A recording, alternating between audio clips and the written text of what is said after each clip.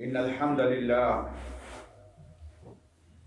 لله نحمده ونستعينه ونستغفره ونؤمن به ونتوكل عليه ونعوذ بالله من شرور أنفسنا ومن سيئات أعمالنا من يهده الله فلا مضل له ومن يضلله فلا هادي له أشهد أن لا إله إلا الله وحده لا شريك له وأشهد أن محمدا عبده ورسوله اللهم صل على محمد وعلى آل محمد كما صليت على إبراهيم وعلى آل إبراهيم إنك حميد مجيد اللهم بارك على محمد وعلى آل محمد كما باركت على إبراهيم وعلى آل إبراهيم إنك حميد مجيد أما بعد فإن خير الحديث كتاب الله وخير الهدي هدي محمد صلى الله عليه وسلم وشر الأمور محدثاتها وكل محدثة بدعة وكل بدعة ضلالة وكل ضلالة في النار أعوذ بالله السميع العليم من الشيطان الرجيم بسم الله الرحمن الرحيم ألف لام ميم ذلك الكتاب لا ريب فيه هدى للمتقين الذين يؤمنون بالغيب ويقيمون الصلاة ومما رزقناهم ينفقون۔ حمد و ثنا اللہ عز و جل کے لیے، درود و سلام امام الانبیاء سید الاولین والآخرین میرے اور آپ کے آقا و مولا حضرت محمد الرسول اللہ صلی اللہ علیہ وسلم کی ذات بابرکات کے لیے۔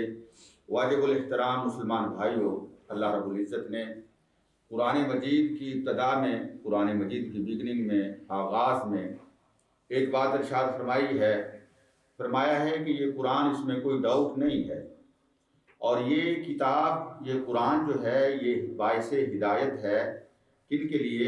مومنوں کے لیے۔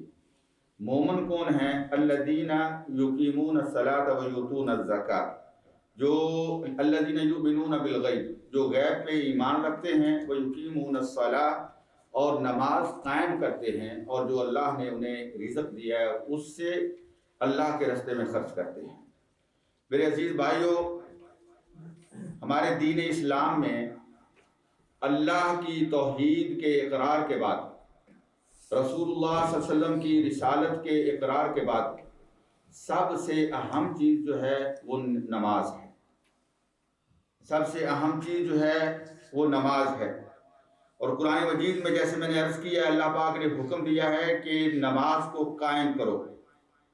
یقیمون الصلاۃ، نماز کو قائم کرتے ہیں، اور اللہ آرڈر دے رہے ہیں اسی سورہ میں آگے جا کے وَأَقِیمُوا الصَّلَاةَ وَآتُوا الزَّکَاۃَ، نماز کو قائم کرو۔ نماز کو قائم کرنے کا مطلب کیا ہے؟ نماز کیسے قائم ہو سکتی ہے؟ اس کا مفہوم کیا ہے؟ اس کا مطلب کیا ہے؟ اور یہ مطلب بتانے سے پہلے میں اللہ کے رسول صلی اللہ علیہ وسلم کی ایک حدیث آپ کے ساتھ شیئر کرنا چاہتا ہوں۔ حضرت زید بن ثابت رضی اللہ تعالی عنہ اس کے راوی ہیں۔ نبی اکرم صلی اللہ علیہ وسلم نے فرمایا کہ اول ما یرفع من الناس الامانہ، میری امت کے جو لوگ ہیں ان میں سب سے پہلے جو چیز چلی جائے گی وہ امانت ہوگی۔ امانت باقی نہیں رہے گی، لوگوں میں خیانت پیدا ہو جائے گی۔ امانت کا پاس کرنا یہ باقی نہیں رہے گا، لوگ خائن ہو جائیں گے۔ امانت جو ہے اس کا بڑا لمبا مفہوم ہے، کبھی موقع ملا تو اس میں بحث کروں گا۔ تو سب سے پہلے جو چیز اس امت سے رخصت ہوگی وہ امانت ہوگی۔ وآخر ما یبقى من دینہم الصلاۃ، اور ان کے دین میں جو آخری چیز باقی رہ جائے گی نا وہ نماز ہوگی۔ اور اللہ کے نبی صلی اللہ علیہ وسلم نے فرمایا وَرُبَّ مُصَلٍّ لَا خَلَاقَ لَهُ، اور کتنے ہی لوگ ایسے ہوتے ہیں جو نماز پڑھتے ہیں لیکن اس نماز کا انہیں کوئی ریوارڈ نہیں ملتا۔ لا خلاق لہم، لا خلاق کا مطلب یہ ہوتا ہے کہ لا نصیب لہم، اس نماز کا انہیں کوئی بینیفٹ نہیں ملتا، اس کا انہیں کوئی فائدہ نہیں ملتا، اللہ کے ہاں وہ قبول نہیں ہوتی، اللہ کے ہاں باعث اجر نہیں بنتی وہ نماز۔ رب مصلی لا خلاق لہ، کہ نماز وہ پڑھتا ہے، اور اللہ رب العزت نے قرآن مجید میں یہ بات ارشاد فرمائی ہے کہ جب جنت والے جنت میں ہوں گے، اصحاب الیمین فی جنات یتساءلون عن المجرمین ما سلککم فی سقر، جنت والے جب جنت میں ہوں گے تو اللہ تعالیٰ ان کے سامنے جہنم والے لا کے منظر کھول دے گا، اللہ وہ جہنم والوں کو دیکھیں گے، اور جنت والے جو اصحاب الیمین ہیں جن کے رائٹ ہینڈ میں ان کا نامہ عمل ملے گا، وہ کن سے پوچھیں گے؟ ان المجرمین، مجرموں سے جو جہنم میں جل رہے ہوں گے، ما سلککم فی سقر، کہ اس جہنم میں تمہیں لانے والا کون سا عمل ہے، کون سا گناہ کیا تھا جس کی وجہ سے آج تم جہنم کی جو ہے وہ سزا بھوگت رہے ہو، ما سلککم فی سقر۔ تو آگے سے کیا کہیں گے؟ قالوا لم نک من المصلین، ہم نماز نہیں پڑھتے تھے، ہمارا جو گناہ تھا وہ آج جہنم میں لانے کا جو ذریعہ بنا ہے وہ یہ ہے کہ ہم نماز نہیں پڑھتے تھے۔ اور اللہ تعالیٰ نے سورہ الماعون میں فرمایا فویل للمصلین، ہلاکت ہو، بربادی ہو، للمصلین، ان نمازیوں کے لیے، الذین هم فی صلاتهم ساہون، جو اپنی نماز سے سستی کرتے ہیں، لیزی بنتے ہیں، الذین هم فی صلاتهم ساہون۔ میرے عزیز بھائیوں، میں نے آپ کو بتایا ہے کہ ایک نمازی ہے اور اس نمازی کو اس کی نماز کا کوئی بینیفٹ نہیں ملتا۔ اس کا کیا مطلب ہے؟ ایک تو اس کا مطلب یہ ہے کہ ایک بندہ جو ہے وہ نماز کا انکار کرتا ہے، نماز کو چھوڑ دیتا ہے، اور اس کے بارے میں اللہ کے نبی کی مشہور حدیث ہے من ترک الصلاۃ فقد کفر، جو نماز کو چھوڑ دیتا ہے وہ کافر ہو گیا۔ اس کا ہمارے دین، ہماری ملت، دین اسلام کے ساتھ کوئی تعلق نہیں۔ اور علماء کا اس بات پہ اتفاق ہے کہ اگر کوئی بندہ نماز کا انکار کرتا ہے، نماز کو نہیں مانتا، وہ کافر ہے۔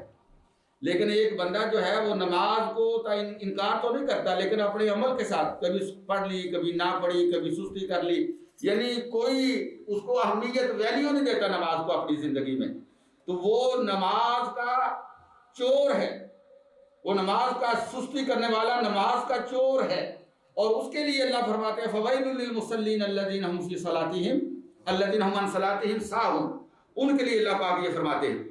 تو میرے عزیز بھائیوں، ایک اس کا معنی یہ ہے کہ انسان نماز کو ضائع کر دے، نماز سرے سے پڑھے ہی نہ، اور دوسرا اس کا معنی جو ہے وہ یہ ہے کہ بندہ نماز تو پڑھے لیکن اس کی نماز جو ہے وہ اللہ کے رسول کی سنت کے مطابق نہ ہو۔ ہمیں حکم کیا ہے؟ ہمیں حکم یہ ہے صلو کما رأیتمونی اصلی، اس طرح نماز پڑھو جس طرح تم نے مجھے نماز پڑھتے ہوئے دیکھا ہے۔ اور اللہ کے نبی صلی اللہ علیہ وسلم کی نماز کی کاپی کرنا یہ نماز کا حکم ہے۔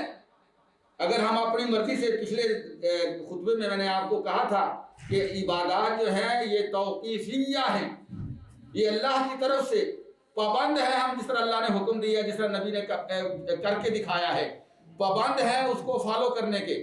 لیکن میرے عزیز بھائیوں، نبی اکرم صلی اللہ علیہ وسلم نے یہ بات ارشاد فرمائی کہ کچھ نمازی ایسے ہوتے ہیں جن کا نماز کا ان کو کوئی فائدہ نہیں پہنچتا، اور وہ کون ہے؟ وہ ہے جو اللہ کے رسول کی نماز کے مطابق نماز نہیں پڑھتے۔ آج ہم نے اسے بڑا معمولی معاملہ سمجھ رکھا ہے، جہاں آ گیا جی ادھر بھی جا رہے ہیں، اور لوگ یہ سمجھتے ہیں کہ جو جتھے لگا انہوں لگا رہن دے، کسی نے نہ چھیڑو، سارے ہی ٹھیک نہیں۔ یہ دین اسلام کا مزاج نہیں ہے۔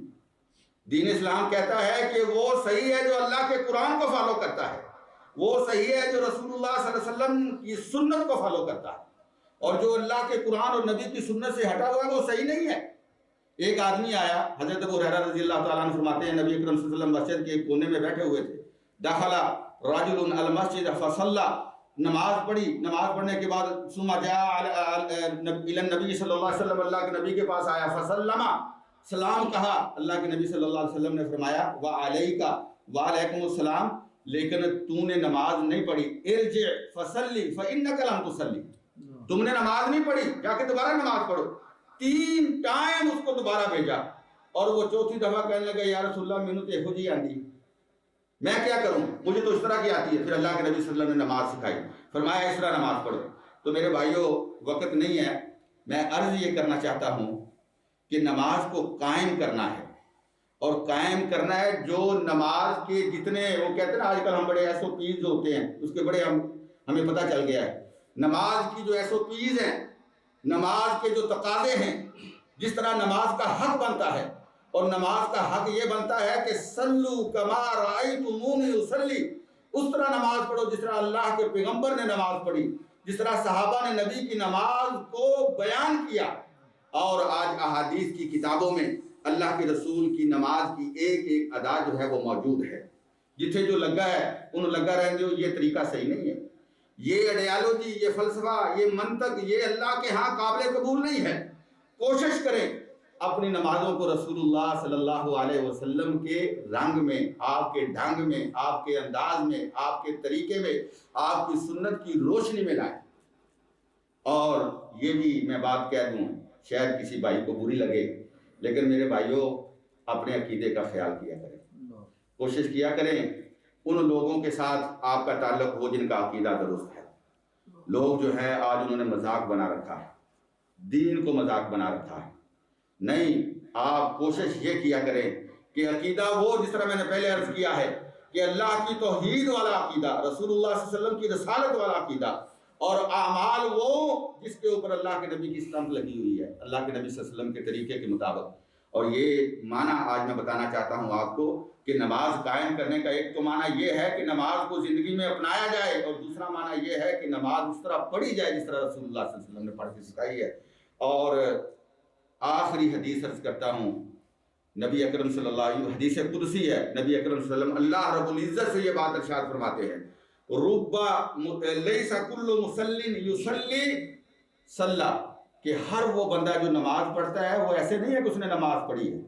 ہر نماز پڑھنے والا تمہیں نظر آتا ہے، جا رہا ہے، آ رہا ہے نماز، لیکن اس کی 60 70 80 سال گزر جاتے ہیں اور اس کی نماز میں رسول اللہ صلی اللہ علیہ وسلم کی سنت کی اتباع نہیں ہوتی، اللہ کے نبی کی نماز جیسی نہیں ہوتی۔ اللہ کے ہاں جو ہے وہ بالکل اس کی کوئی ویلیو نہیں ہے۔ اور اللہ پاک فرماتے ہیں فَحَسِبَ الَّذِينَ كَفَرُوا أَن يَتَّخِذُوا عِبَادِي مِن دُونِي أَوْلِيَاءَ إِنَّا أَعْتَدْنَا جَهَنَّمَ لِلْكَافِرِينَ نُزُلًا قُلْ هَلْ نُنَبِّئُكُم بِالْأَخْسَرِينَ أَعْمَالًا، میں تمہیں بتاؤں گا میرے نبی، ان سے کہو کہ میں تمہیں بتاؤں کہ قیامت کے دن عملوں کے اعتبار سے نقصان اٹھانے والا وہ کون ہے؟ الذین ضل سعیہم فی الحیات الدنیا، جو دنیا میں محنتیں کرتا رہا، مشقتیں کرتا رہا، ساری زندگی نماز پڑھتا رہا، لیکن جب کل قیامت کے دن ترازو قائم ہوگا، اس کے ترازو کے اندر اس کی ایک نماز بھی قبول نہیں ہوگی۔ هل اتاک حدیث الغاشیہ وجوہ یومئذ خاشیہ عاملۃ ناصبہ، کتنے لوگ ایسے ہیں جو جہنم میں جانے والے ہیں، تھک گئے عمل کرتے کرتے، عاملۃ ناصبہ، اپنے آپ کو تھکا لیا، اس کے باوجود جہنم میں جائیں گے۔ وجہ کیا ہے کہ اللہ کے رسول کا دامن چھوٹا ہوا۔ اللہ کے رسول کے دامن کو پکڑیں، ہر عمل کے اندر اللہ میں توفیق عطا فرمائے۔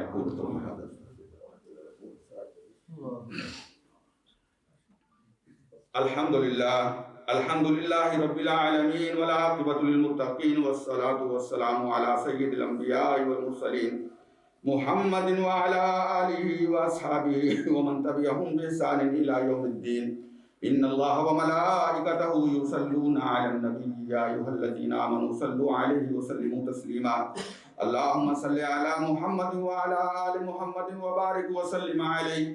اللہم اعز الاسلام والمسلمین، اللہم انصر من نصر دین محمد صلی اللہ علیہ وسلم واجعلنا منہم، واخذل من خذل دین محمد صلی اللہ علیہ وسلم ولا تجعلنا منہم۔